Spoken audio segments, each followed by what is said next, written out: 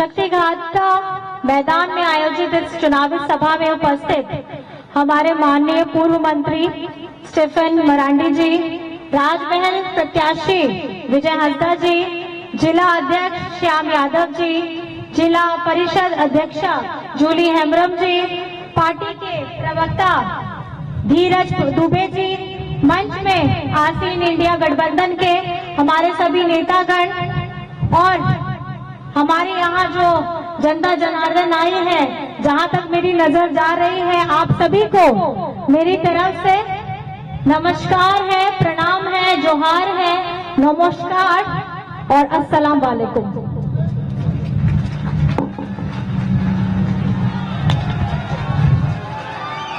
सूर संगीन खोर हे से डेरे कान माझी बाबा नायके घोड़े जुग माझी पुराने को चांदो बराबरी गो बाबा को बोया मिस्सी को पाटेरिन कमी कोड़ा कुड़ी को सनाम कोगे इनसेन को नड़ी अड़ी गुण मनाओ जोहार। आज ये जो चुनावी सभा चल रही है, आप लोग इतनी गर्मी में भी यहाँ आए हैं। ये हमारा टेंट भी छोटा पड़ गया है और जितने भी जन धूप में हैं, खड़े हैं, घंटों से इंतजार कर रहे हैं, आप सभी से पहले मैं माफी मांगना चाहूंगी कि हमें नहीं पता था कि इतना ज्यादा आशीर्वाद प्यार यहाँ पे हम लोगों को मिलने वाला है, जिसके लिए ये जगह भी हमारी छोटी पड़ गई है, जिसके लिए आप सभी को मेरी तरफ से बहुत बहुत आभार मैं प्रकट करती हूँ, नमस्कार करती हूँ।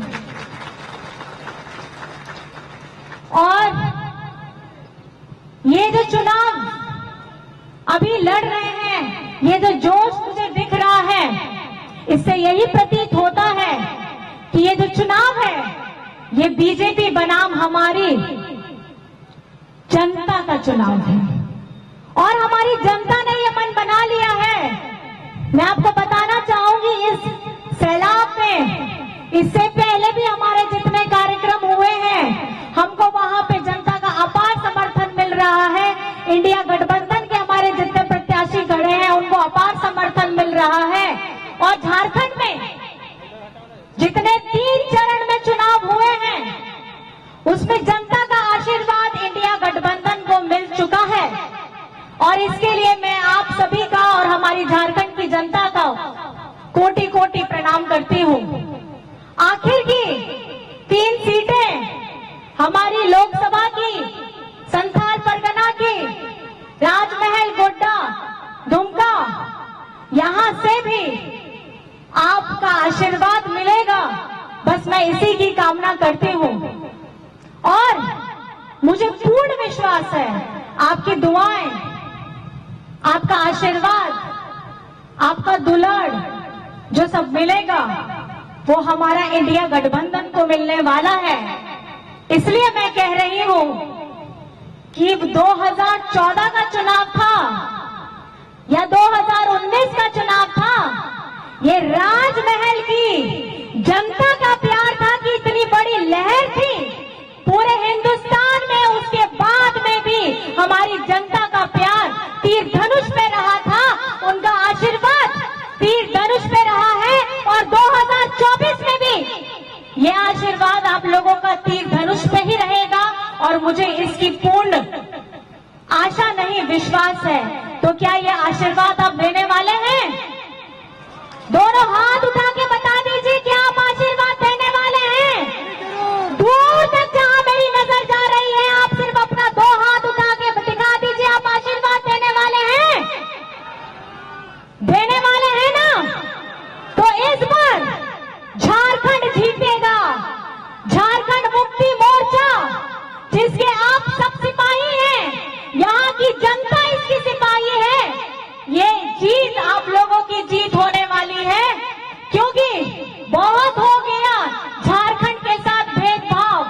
केंद्र सरकार जिस तरीके से झारखंड के साथ भेदभाव करती है, चाचा जी ने भी बताया, हमारे सांसद जी ने भी बताया, हमारे यहाँ झारखंड का जो पैसा है, अब प्रधानमंत्री आवास का था, उसका राशि इन लोगों ने यहाँ से हटा करके हमारे झारखंड का हक अधिकार भेज दिया दूसरे शासित राज्यों में जहां भाजपा की सरकार रहती है। उनकी जनता को वहां पे देने का काम किया। हमारे झारखंड के लोगों को जो सुविधा मिलनी चाहिए थी, जो आवास मिलना चाहिए था, वो जाकर के देते हैं ये भाजपा शासित राज्यों में। क्या भाजपा हमारे झारखंड के लिए काम नहीं कर सकती? लेकिन यही भेदभाव है इनका। और आपका दादा, आपका बेटा ने हमारे झारखंड में अबुआ आवास लाया। अबुआ आवास को चेक करना, अबुआ मीन्स आलिया, अब अपना है, अपना आवास, झारखंड का आवास। और ये झारखंड का आवास देने का काम 20 लाख परिवारों को दिया जा रहा है। ये 2 कमरे का नहीं है, ये 3 कमरे का है और रसोई घर साथ में है, ताकि एक बड़ा परिवार साथ में एक साथ रह सके और पूरे मान सम्मान के साथ रह सके, सर के ऊपर मजबूत छत हो। हम अपना अधिकार मांगते हैं, हम किसी से भीख नहीं मांग रहे हैं, हम अपना अधिकार मांगते हैं। और ये अधिकार देने का काम आपके दादा, आपका बेटा ने किया है।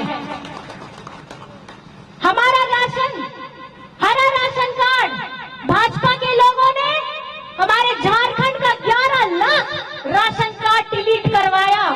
क्या झारखंड की जनता भूखी रहेगी? झारखंड की जनता का कोई हक नहीं बनता। लेकिन देखिए, यहाँ भी भेदभाव हुआ। 11 लाख राशन कार्ड को डिलीट कराया गया और आपके दादा ने, आपका बेटा ने 20 लाख राशन कार्ड देने का काम किया है। और अपने भाइयों, अपने परिवारों, अपने मूलवासी, अपने झारखंडी लोगों के लिए काम करने का किया है। और मैं उसके साथ आपको बताना चाहूंगी, ये भाजपा के लोग, जब इनकी डबल इंजन की सरकार थी तो झारखंड में 7,500 सरकारी स्कूलों को बंद कराने का काम किया इन्होंने। ये नहीं चाहते कि गरीब, गुरबा, आदिवासी, दलित, पिछड़ा पढ़ लिख करके आगे बढ़ जाए। इनकी आंखों में खटकता है आदिवासी, इनकी आंखों में खटकता है दलित, इनकी आंखों में खटकता है अल्पसंख्यक, इनकी आंखों में खटकता है गरीब गुरबा, इनकी आंखों में खटकता है किसान, इनकी आंखों में खटकता है मजदूर। और मैं ये इसलिए बता रही हूँ ताकि इन लोगों को लगता है ये लोग बोका है। झारखंड का आदिवासी हो, गरीब हो, दलित हो, पिछड़ा हो, गरीब गुरबा हो, ज्यादा पढ़ लिख लेगा तो समझदार बन जाएगा, अपना हक मांगेगा। लेकिन इनको ये नहीं पता, ये झारखंड की भूमि है, ये क्रांतिकारी की भूमि है। हमारे क्रांतिकारी यहाँ इतने आए, उन्होंने तब अपने हथियार उठाए थे हमारे भारत को, जब किसी ने आजादी का सपना तक भी नहीं देखा था। हमारे तिलका बाबा ने तब अपना तीर धनुष उठा लिया था। और बताना चाहती हूँ साथ में, जब उन्होंने, बीजेपी वालों ने हमारे 7,500 स्कूलों को, सरकारी स्कूलों को बंद किया, आप ही का बेटा, आप ही का दादा, उन्होंने सीएम स्कूल ऑफ एक्सीलेंस खोला। सीएम स्कूल ऑफ एक्सीलेंस क्या है? ये स्कूल में हमारी जो पढ़ाई होती है, वो प्राइवेट स्कूलों में जो पढ़ाई होती है उसके बराबर की शिक्षा दी जाती है, ताकि गरीब गुरबा भी, जो बच्चा है, जो पढ़ लिखने के लिए अपने वो स्कूल में आता है, अपने आप को मजबूत करता है। ये सबसे बड़ी बात है, क्योंकि पढ़ना लिखना बहुत ज्यादा जरूरी है। ये लोग, हम लोग को समझता है कि हम लोग अनपढ़ रहे, बेवकूफ बने रहे और हमारी जितनी ताकत है, हम लोगों के जितने अधिकार हैं, वो हम लोग समझ ना पाए। लेकिन ये आपका हक, अधिकार आप लोगों को अगर दिलाया है तो हेमंत सोरेन जी ने दिलाया है।